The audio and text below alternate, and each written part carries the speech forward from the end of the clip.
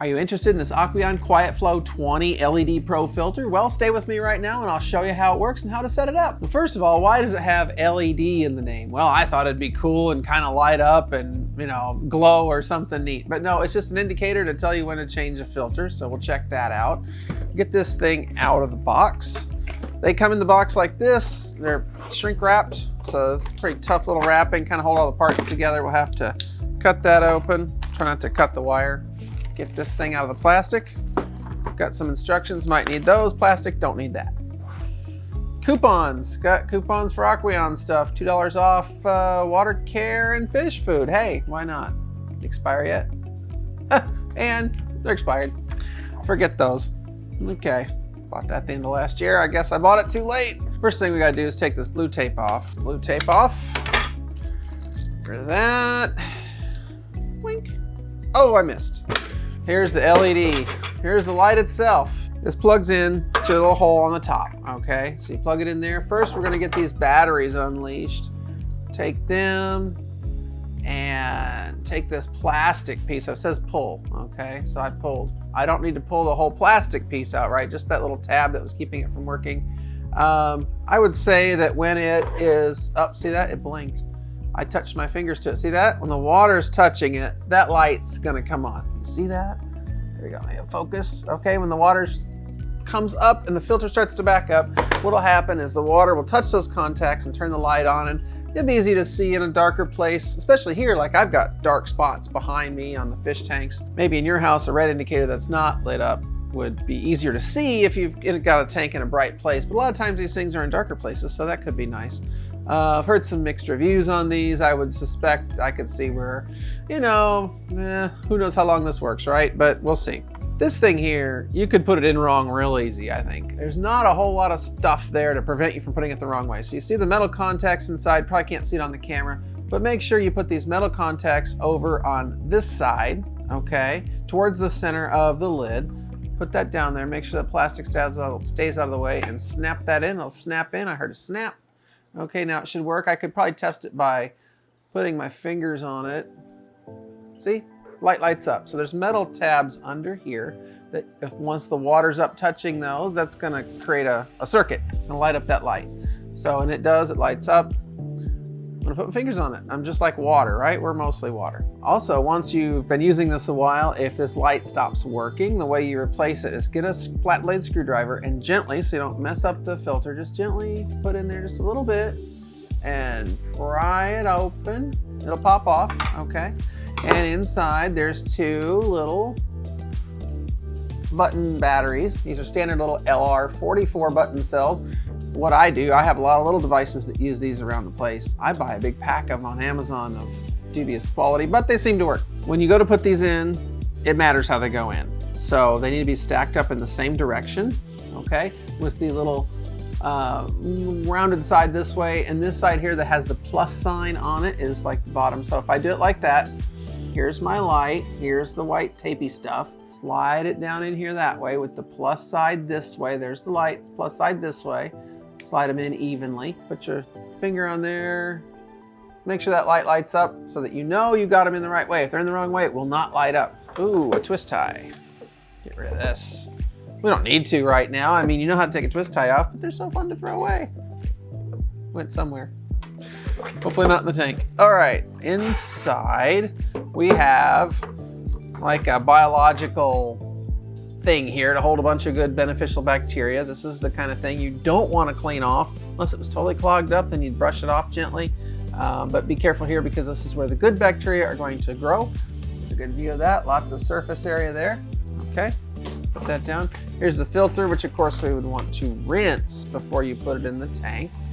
I'll get it out of the plastic. And so this has got carbon in it. It's got a fine mesh stuff here. What do you call this? Filter floss. Has a fine filter floss on it to capture the little particles in the tank. And it has a little slot here to help you put it in the filter the right way. Okay, we also have this little pad scrubby thingy here. This little piece here has all these little fingers on it to like quiet the water down. The idea is as the water flows through this, it kind of breaks it up so it doesn't make so much noise going into the tank. Your tank needs to be full. So don't sit there and say, well, it makes noise and my tank's got water this far below the top. It's gonna make noise when you do that. But this here is meant to quiet it down. Okay, so now we have the specialty filter pad that comes with the filter. You can change these to different ones. The one they include with the filter is meant to remove excess ammonia from the aquarium. That shouldn't happen, right? I mean, when are you gonna have that? If you have a good established tank, you're not gonna have that. Maybe on a new tank, this does something, but it's pretty tiny. I'm not impressed with this piece right here, but hey, you could put carbon filter pad in here, you could put a phosphate remover pad in here. There's different options, it's up to you. You give it a try, see what you think. We'll just go with what it has for now. I'll leave it on there. Now, one more thing that comes inside the filter, might be hard to spot, is the intake. It's hiding in there. Okay, so this will snap on to the bottom like this. It does extend, so you can make this longer or shorter. You might not notice that if you didn't see it because it's not obvious, but it does have a nice little extension capability. It seems pretty sturdy that way. Take this off for now and get it out of the way. Put that in before I break it. Put that out of the way. Now this filter has a pump that goes inside the aquarium. That means you do not have to prime the filter. You don't have to fill it with water before you start it. I like filters like that. I prefer them that way at this point. The only downside to that is that then the cord has to route over and into this pump that's actually in the tank. So if you want to take the pump off to clean it, you have to deal with that cord. This is always important on all these filters. I read these reviews all the time. I bought a hang on the back filter. It worked for 3 months and it quit. How on earth does that happen? Well, you didn't clean the important part, or I guess you could have really bad luck. I don't know. If I snap that loose right there, and I have to take the cord out of the path like that in order to get it loose. And I don't want to hurt anything, break anything. So to get to the impeller, when you want to clean it, you've got to clean this thing. Snap this off, give a good squeeze here. It's hard to do. Must be a trick to it. Thing's a beast. Ah. Okay, snaps off easily, no problems. Okay. Comes right off. Actually, you don't want it to come off too easy because it'll just fall off in your tank. So that's fine. You just have to get it right. There's probably a little better way to do it. I haven't figured it out yet. Now here's the impeller with 3 little fins on it. You got to keep these clean. So this magnet, you don't want that to be slimy. You don't want anything on these little fins. They're spaced apart really good, so they shouldn't collect a lot of stuff. But if you have Java moss, whatever in the tank, it's going to get wrapped around these no matter what. And if you have a small, tiny brush, you can brush in here in this little hole where it was. You're gonna have to have a really skinny little brush because the metal post does not come out. This filter does not have the magical disappearing rubber cap to go on this. Nice plus for me.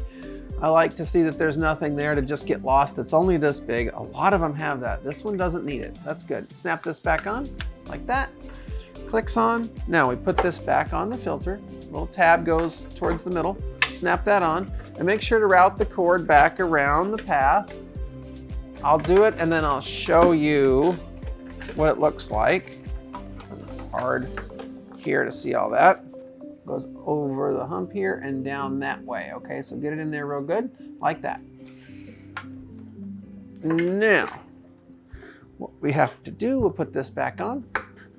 Take this filter pad, slide it down into the hockey mask looking thing here like that. Okay, that's the best way to do it. Put it in the filter this way so that it front and front faces the front like that.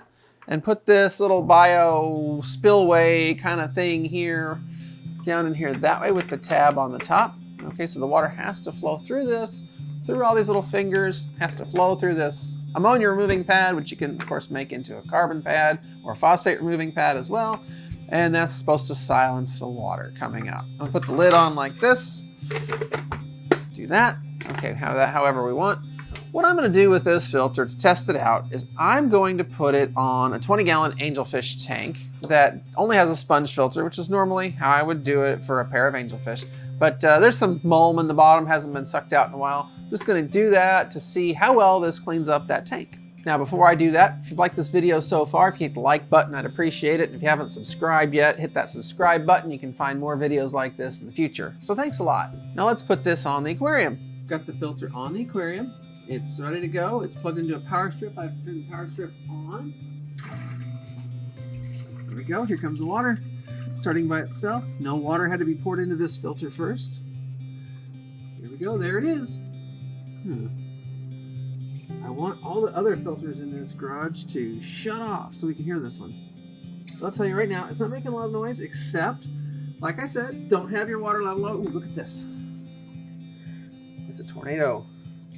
Told you there was a lot of stuff in the bottom of this tank right now. Wow, look at that. Whoa. The hornwort's saying, hey, help me. And the angelfish says, what's going on? Am I going down the toilet? We're alive, we swear. All right. Well, this should be a good test. There's still a lot of stuff. Yes, I know. But this tank, it's down by the floor. So when I go to clean these tanks out, it's hard to get it out. I don't have enough suction on the Python with 50-foot hose laying outside to drain the tank out. I don't hook it up to my sink because it's all the way in the house. I don't have the best situation out here, trust me. But what we need in a case like this is a filter that does this and gets the gunk out of the water, and you just change filter pad. Ideally, we would just never have this much gunk in the tank, but it's here, so, you know. Look at that. Okay. I'll have to come back in a few hours and see what this is looking like. It's probably going to have a little dead spot over here. I have to move that around a bit. Just help it out. There's Pleco in here. He says, whoa, hey, that's all my poop. Let's get that like that. Let's just stir it up and get it knocked around the whole tank. Just like that. Okay, and let the filter do its job. See? Water coming in pretty good. Nice flow. Definitely disturbing the tank. Definitely moving the water around. That's what we want to see. And the red light, she is not on. It might be on later after all this stuff gets sucked up. I don't know. That'd be an awesome test too. That did not take long. This thing has been running about 10 minutes on this admittedly dirty tank with a lot of junk in the bottom. Here's the light flashing. So let's take a look under the covers. What do we got? There's the water level rising. A good view of it. You can see that's happening. Okay. Let it keep running. I know that it's backing up a bit. Got a nice view here of the water coming through it. I'll let this run a bit and let it suck up as much of this little stuff as it can. I have created some muck in the water by stirring everything up. Give that a few hours. Here we are about 24 hours later. The tank's pretty good on the bottom. There's still a little dead spot in the back. I stirred it up once, but that's just because I got all that stuff in the way, but it looks really good. We've got, of course, the red light is blinking, so we'll pull that filter pad out and see what it looks like. There we go. You see, that's the side. It's pretty dirty. There's the other side. That's what it should look like. And rinse it off.